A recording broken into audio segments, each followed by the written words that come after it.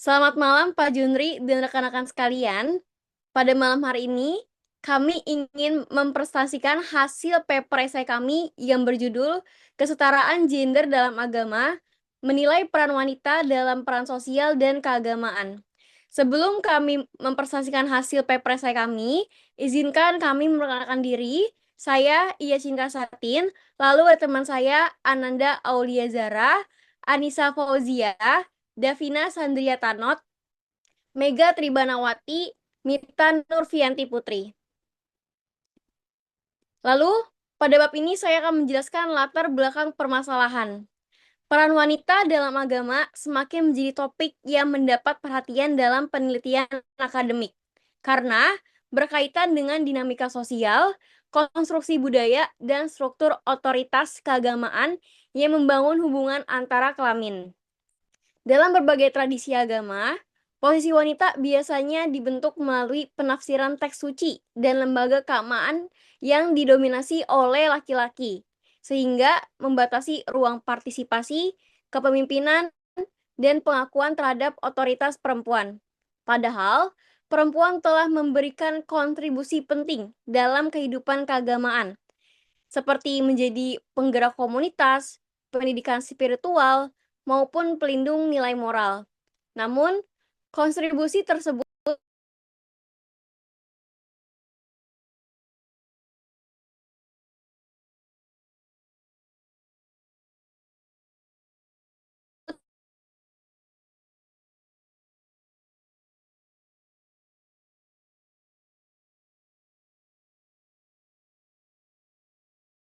jarang diberi pengakuan yang setara karena bias gender dan peran besar dalam membentuk norma sosial dan kebijakan umum. Diperlukan analisis kritis untuk memahami atau direformasi dalam konteks keagamaan saat ini. Pendekatan ini penting bukan hanya untuk mengungkap kekuasaan yang beroperasi di dalam lembaga keagamaan, tetapi juga membuka ruang praktik yang lebih inklusif dan adil bagi perempuan. Selanjutnya akan dipresentasikan oleh teman saya. Untuk selanjutnya, saya akan menjelaskan mengenai landasan teori pada peran wanita dalam agama. Yang pertama itu ada konsep teori Tuhan dalam perspektif agama-agama dunia. Konsep ini merupakan fondasi penting dalam memahami nilai-nilai, norma-norma, serta cara masyarakat membangun kehidupan dalam setiap agama. Konsep ini juga memengaruhi bagaimana peran laki-laki dan perempuan dilihat dalam masyarakat. Dalam agama-agama Abrahmanik seperti Yahudi, Kristen, dan Islam, Tuhan dianggap sebagai kekuatan ilahi yang tinggi dan mempunyai kehendak, serta memiliki otoritas penuh atas segala yang diciptakan. Untuk yang selanjutnya ada konsep teori Tuhan membentuk nilai, norma, dan struktur sosial dalam agama. Konsep ini menjelaskan bahwa manusia dalam agama berperan sebagai dasar untuk memahami peran, tanggung jawab, dan hubungan sosial manusia. Dalam agama yang mengikuti satu Tuhan, manusia dianggap sebagai ciptaan Tuhan yang memiliki martabat dan kebebasan memilih, namun tetap berada dalam sistem moral tertentu. Secara prinsip, agama mengakui bahwa semua manusia sama, tetapi pengaruh budaya dan sejarah seringkali membuat perempuan dianggap memiliki peran dalam rumah tangga atau posisi yang kurang setara. Selanjutnya ada konsep teori agama sebagai sistem nilai dan praktek sosial, di mana konsep ini menjelaskan bahwa agama tidak hanya dilihat sebagai keyakinan tentang hal-hal abstrak, tetapi juga sebagai kumpulan nilai dan cara berperilaku yang membentuk cara hidup masyarakat. Menurut Clifford Geertz, agama adalah sistem simbol yang membantu manusia memahami dunia sekitarnya. Sementara Emil Durkheim melihat agama sebagai bagian dari struktur sosial yang memperkuat persatuan antar manusia. Yang selanjutnya ada konsep teori gender dalam studi agama, di mana konsep ini menjelaskan bahwa bagaimana pandangan agama mengenai hak-hak laki-laki dan perempuan itu dibentuk, dijaga, atau diubah. Judith Butler mengatakan bahwa gender adalah sesuatu yang dibuat melalui tindakan dan pembicaraan di dalam masyarakat. Dalam konteks agama, cerita dari kitab suci, upacara liturgi, dan struktur organisasi agama ikut membentuk bagaimana gender ini berlangsung.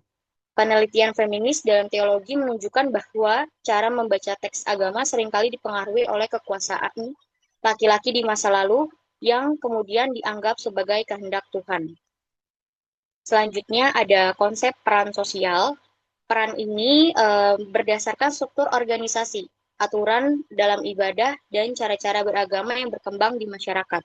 Max Weber berpendapat bahwa tiga jenis otoritas karismatik, tradisional, dan rasional legal memiliki pengaruh besar dalam membentuk cara kepemimpinan di dalam agama tersebut.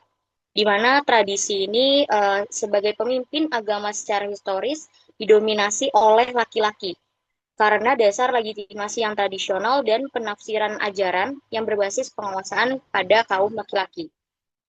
Namun, seiring perkembangnya zaman menunjukkan perubahan besar di mana perempuan kini mulai mengambil peran sebagai tokoh agama, pemimpin ritual, pendeta, ulama, bisu, dan tokoh ibadah lainnya. Yang selanjutnya ada kerangka berpikir dalam analisis peran wanita dalam agama. Kerangka berpikir ini dimaksudkan untuk menggabungkan tiga pendekatan yaitu teologis, sosiologis, dan gender studies. Yang pertama mengenai konsep tentang Tuhan dan manusia dari segi metafisik menjadi dasar untuk memahami nilai-nilai normatif dan moral dalam agama. Yang kedua, sebagai pendekatan sosiologis, melihat agama sebagai bagian dari sistem sosial yang terpengaruh oleh sejarah, budaya, dan kekuasaan. Lalu yang terakhir ada di teori gender digunakan untuk mengetahui bagaimana peran perempuan dibentuk dalam teks dan praktik keagamaan. Dengan menggabungkan ketiga pendekatan ini dalam analisis yang bisa dilakukan secara objektif dan menyeluruh, serta membuka ruang untuk mengevaluasi bagaimana peran wanita ini diciptakan, diartikan, dan dinegosiasi dalam berbagai tradisi keagamaan. Selanjutnya akan dilanjutkan oleh teman saya. Baik, pada slide ini saya ingin menjelaskan gambaran umum tentang bagaimana perempuan diposisikan dalam berbagai tradisi agama. Yang pertama, perempuan sering menjadi kontributor moral dan spiritual karena mereka berperan penting dalam menanamkan nilai, menjadi sumber kebijaksanaan, serta memimpin praktik keagamaan dalam lingkup keluarga maupun komunitas. Yang kedua, pembatasan yang sering dialami perempuan bukan berasal dari inti ajaran agama, tetapi dari konstruksi sosial yang dipengaruhi oleh sejarah dan budaya setempat. Ini berarti interpretasi agama seringkali dibentuk oleh konteks zamannya, bukan pesan religius agama. Yang ketiga, perempuan bukan hanya penerima ajaran, tetapi aktor yang aktif dalam berpartisipasi seperti penafsiran, ritual, dan perkembangan tradisi keagamaan. Ini menunjukkan bahwa perempuan memiliki peran strategis dalam menjaga, mengembangkan, dan meneruskan nilai-nilai religius. Boleh di next? Selanjutnya, pada slide ini kita melihat bagaimana Islam memandang peran perempuan. Dalam teks Al-Quran atau kitab suci Al-Quran, perempuan memiliki kedudukan yang setara secara moral dan spiritual dengan laki-laki. Ini berarti bahwa secara teologis perempuan tidak diposisikan lebih rendah daripada laki-laki. Perempuan juga memiliki peran penting dalam keluarga sebagai pendidik utama dalam pembentukan karakter dan nilai-nilai agama. Selain itu, memberikan ruang bagi perempuan untuk berkontribusi dalam bidang ilmu, pendidikan, dan juga aktivitas sosial keagamaan yang lain. Dalam sejarah Islam awal, terdapat tokoh perempuan yang terkenal seperti Aisyah yang memiliki pengaruh besar dalam penyebaran hadis dan pengembangan ilmu Islam. Pembatasan yang muncul di zaman modern ini lebih dipengaruhi oleh adat dan istiadat zaman dulu, bukan oleh ajaran Islam itu sendiri. Selanjutnya, boleh di next. Pada slide ini ditampilkan peran perempuan dalam tradisi agama Kristen.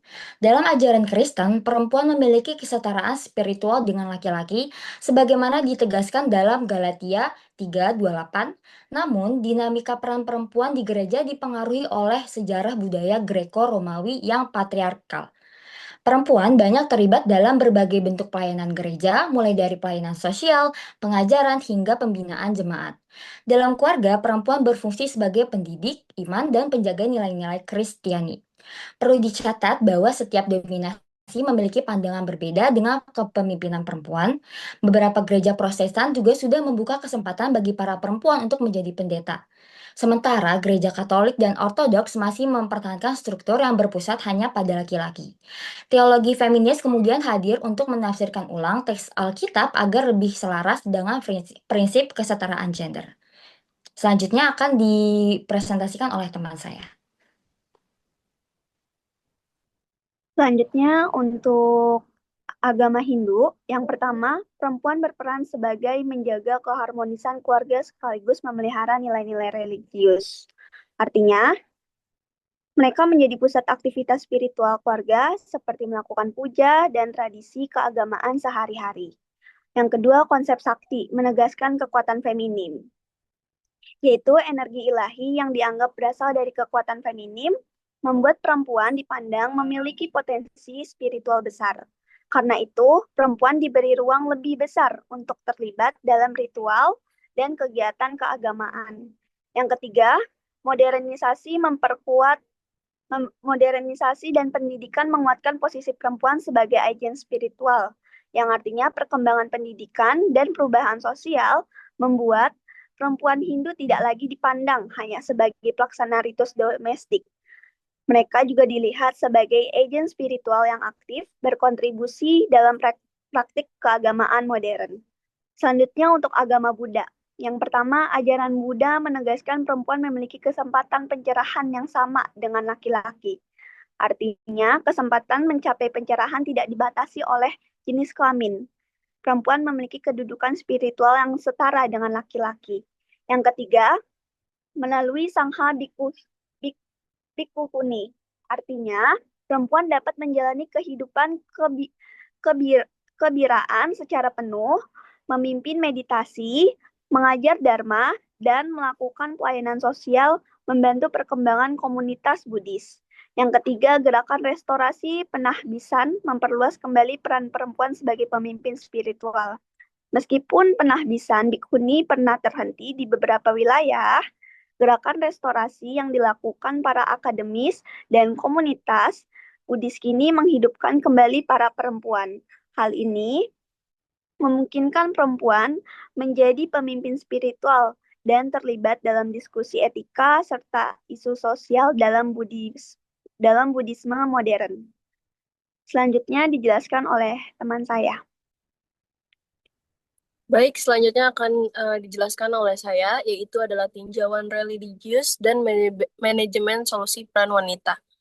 Yang pertama ada kesetaraan spiritual. Saya ingin menjelaskan bahwa hampir semua agama besar sebenarnya melihat perempuan dan laki-laki sebagai makhluk yang memiliki nilai spiritual yang sama. Artinya, dalam pandangan Tuhan, perempuan tidak pernah dianggap lebih rendah. Yang sering jadi masalah justru adalah tafsir-tafsir agama yang berkembang dalam masyarakat patriarki, sehingga nilai-nilai kesetaraan ini tidak terlalu terlihat dalam praktiknya. Walaupun ajaran agama pada dasarnya setara, praktik kehidupan beragama seringkali tidak mencerminkan hal itu. Perempuan masih mengalami batasan dan diskriminasi karena penafsiran yang bias. Karena itu, kita perlu pendekatan yang bisa tetap menjaga ajaran dalam agama, ajaran dasar agama, tetapi juga mendorong perubahan yang lebih adil bagi perempuan. Kemudian ada 3 aspek kunci perubahan. Yang pertama adalah kesetaraan spiritual. Perempuan perlu dilindungi dari diskriminasi atas nama agama. Yang kedua adalah peran yang saling melengkapi. Perbedaan peran bukan berarti ketidaksetaraan, dan konsep ini bisa menjadi dasar untuk memperluas peran perempuan di masa kini. Yang ketiga ada otoritas tafsir. Karena selama ini tafsir banyak didominasi laki-laki, kita perlu membuka ruang bagi tafsir yang lebih inklusif dan adil. Selanjutnya, next slide please. Ada strategi defensif dan juga strategi ofensif. Strategi defensif adalah langkah untuk melindungi perempuan dari penyalahgunaan ajaran agama. Ini mencakup penerapan hukum yang lebih adil, pendidikan moral, dan etika untuk melawan sikap seksis, serta penyediaan ruang aman bagi perempuan untuk belajar, memimpin, dan juga beribadah. Dengan strategi ini, hak dan martabat perempuan tetap terjaga selama proses perubahan. Lalu selanjutnya ada strategi ofensif. Di sisi lain, strategi ofensif adalah langkah aktif untuk mendorong perubahan. Ini dilakukan dengan menantang tafsir sempit yang merugikan perempuan dan memperbarui pemahaman teks suci secara historis, kontekstual, dan egaliter. kita juga perlu mengangkat kembali peran perempuan dalam sejarah agama agar masyarakat terlihat bahwa kontribusi perempuan bukan hal baru. Kemudian, ada sinergi dua strategi. Kedua strategi ini tidak bisa dipisahkan. Strategi ofensif membantu mendorong perubahan dalam struktur sosial dan pengetahuan agama. Sementara itu, strategi defensif memastikan perempuan tetap dilindungi selama proses perubahan berlangsung. Dengan menggabungkan keduanya, perubahan dapat berjalan lebih aman dan efektif. Jadi kesimpulan yang bisa ditarik, cara paling rasional untuk meningkatkan peran perempuan dalam kehidupan beragama adalah dengan memadukan perubahan dan perlindungan. Kita perlu memperbarui cara memahami teks suci, tapi juga memastikan perempuan aman, dihormati, dan memiliki ruang untuk berkembang. Dengan pendekatan ini, agama tetap terjaga dan kesetaraan dapat terus diperjuangkan. Inilah sinergi antara kepala yang bergerak maju dan jantung yang tetap menjaga. Selanjutnya akan dibantu oleh rekan saya. Baik, dari penelitian ini kita dapat menyimpulkan konstitusi teologis, sosial, dan budaya yang sering membatasi partisipasi perempuan dalam agama akibat dominasi patriarki yang bukanlah hal alami melainkan hasil dari konstruksi sejarah. Kitab suci seperti Al-Quran dan Alkitab menegaskan kesetaraan spiritual antara laki-laki dan perempuan. Namun praktik sehari-hari dipengaruhi oleh adat istiadat patriarki yang membatasi akses perempuan dalam memimpin dan dalam kehidupan sosial. Meskipun perempuan telah berkontribusi aktif dalam pendidikan, pengasuhan, keluarga, perkembangan agama, kontribusi ini sering diabaikan. Tantangan utama terletak pada kesenjangan antara ajaran egaliter dan praktik eksklusif yang dapat diatasi melalui strategi defensif seperti pendidikan etika, reformasi hukum, keluarga, dan ruang aman, serta strategi ofensif seperti penafsiran progresif dalam agama Islam dan teologis feminis Kristen.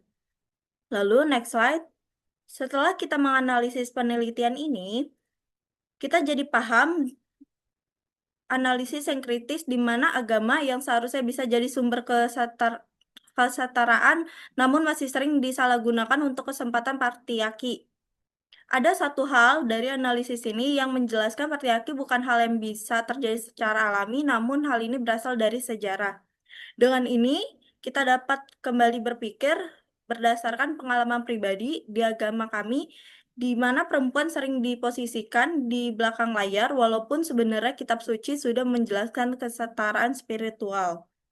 Namun di sisi lain, strategi ofensif menantang penafsiran teks suci yang membuat kita lebih aktif dalam berdiskusi agama. Secara keseluruhan, penelitian ini membuat keyakinan saya terhadap agama dapat menjadi alat untuk keadilan, agar perempuan tidak lagi dipinggirkan. Dengan demikian, penelitian ini dibuat untuk aksi sosial yang lebih inklusif.